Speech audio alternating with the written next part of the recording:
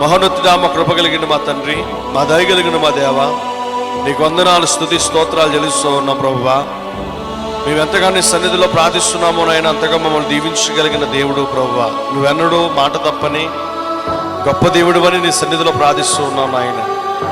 ఈ చివరి దినాల్లో ఉన్నాము. ఏ దినాన్ని ఏది సంభవించబోతా ఉందో, ఏ పరిస్థితులు మా మీద ప్రభావం చూపబోతున్నాయో మాకు తెలియదయ్యా.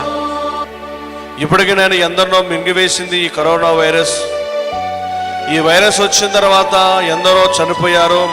మహాభాగ్యవంతులు, ధనవంతులు, పేరు ప్రఖ్యాతులు గావించిన వారు, రాజకీయవేత్తలు, బాబాలని పిలువబడేవారు, ఎందరో సావుకులైనటువంటి వారు కూడా మరణించారు నాయన. ప్రభు, ఈ లోకంలో నాయన ఎందరో కనుమరుగైపోతా ఉన్నారు. మేమైతే ప్రభు నిన్ను ఇంకా స్తుతిస్తున్నామంటే అది కేవలం నీ కృపే. ఏదో ఒక రోజు నాయన